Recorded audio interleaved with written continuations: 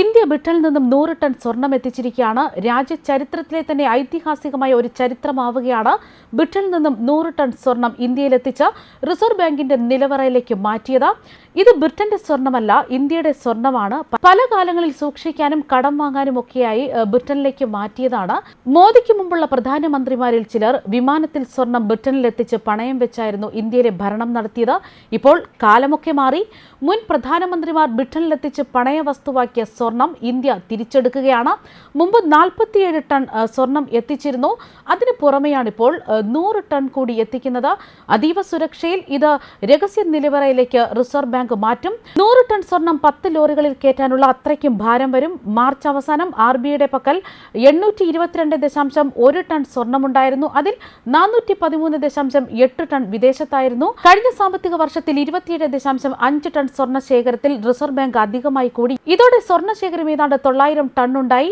ലോകത്തെ ഏറ്റവും അധികം സ്വർണ്ണമുള്ളത് ഇന്ത്യയിലാണ്. റിസർവ് ബാങ്കിന്റെ കൈവശം 900 ടൺ വരെ ഉണ്ടാകുമ്പോൾ ജനങ്ങളുടെ കൈവശവും മറ്റ് ബാങ്കുകൾ വശവുമായി 5000-ലേറെ ടൺ വരെ ഉണ്ടാകുമെന്നാണ് അനൌദ്യോഗികമായ വിവരങ്ങൾ. രാജ്യത്തിന്റെ കരുതൽ ശേഖരത്തിലെ 400 ടൺ സ്വർണം ബ്രിട്ടനിലും ലോക ബാങ്കിലുമാണുള്ളത്. ഇതിൽ 140 ടണ്ണാണ് ഇപ്പോൾ മോദി സർക്കാർ തിരികെ ഇന്ത്യയിൽ എത്തിച്ചത്. 260 ടൺ സ്വർണം കൂടി ഇനി ഇന്ത്യയിൽ എത്തിക്കാനുണ്ട്. നഷ്ടപ്രതാപങ്ങളെല്ലാം തിരികെ എടുത്ത് ഇന്ത്യ അതിന്റെ കരുത്തിലും പ്രതാപത്തിലും മുന്നേറുന്ന വാർത്തകൾ വരുമ്പോൾ കാരണക്കാരനായ മോദി ഇപ്പോൾ കന്യാകുമാരിയിൽ ധ്യാനത്തിലാണെന്നതും യാദർച്ഛികം. വരും മാസങ്ങളിലും ഇത്തരം സ്വർണം ഇന്ത്യയിൽ എത്തിക്കുമെന്നാണ് RBI അറിയിച്ചിരിക്കുന്നത്. ലോകത്തെ വിവിധ കേന്ദ്ര ബാങ്കുകൾ വിദേശത്ത് സ്വർണം സൂക്ഷിക്കാറുണ്ട്. ഇത്തരത്തിൽ സ്വർണം സൂക്ഷിക്കുന്ന പ്രധാനപ്പെട്ട ഒരു സ്ഥലമാണ് ബാങ്ക് ഓഫ് ഇംഗ്ലണ്ട്. സ്വാതന്ത്ര്യത്തിന് മുൻപ് തന്നെ ഇന്ത്യ ബാങ്ക് ഓഫ് ഇംഗ്ലണ്ടിൽ സ്വർണം സൂക്ഷിച്ചിരുന്നു.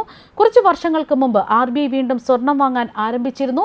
തുടർന്ന് സ്വർണം സൂക്ഷിക്കുന്നതിൽ ഒരു പുനർപരിശോധന നടത്തുകയും ഇതിൽ ഒരു ഭാഗം ഇന്ത്യയിലേക്ക് കൊണ്ടുവരാൻ തീരുമാനിക്കുകയുമായിരുന്നു. മാസങ്ങൾ നീണ്ട ചർച്ചകൾക്കും പ്ലാനിങ്ങിനും ശേഷമാണ് സുരക്ഷിതമായി ഇംഗ്ലണ്ടിൽ നിന്ന് സ്വർണം ഇന്ത്യയിലേക്ക് എത്തിച്ചത്. ഏകദേശം വിദേശത്തുള്ള ഇന്ത്യയുടെ 4/1 സ്വർണമാണ് ഇത്തരത്തിൽ രാജ്യത്തെത്തിച്ചത്. കേന്ദ്ര സർക്കാരിനും RBIക്കും പുറമെ സർക്കാരിന്റെ മറ്റ് പല ഏജൻസികളും ഈ ഉദ്യമത്തിൽ പങ്കാളിയായിട്ടുണ്ട്.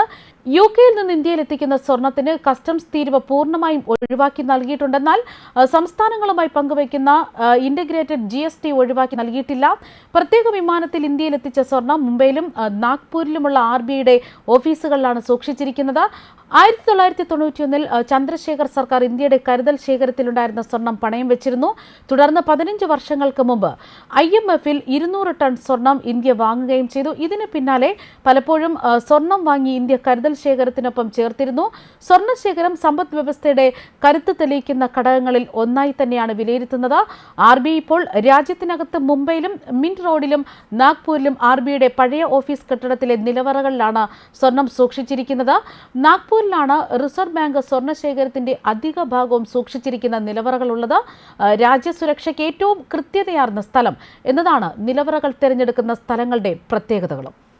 ന്യൂസ് ഡെസ്ക് കർമ്മ ന്യൂസ്.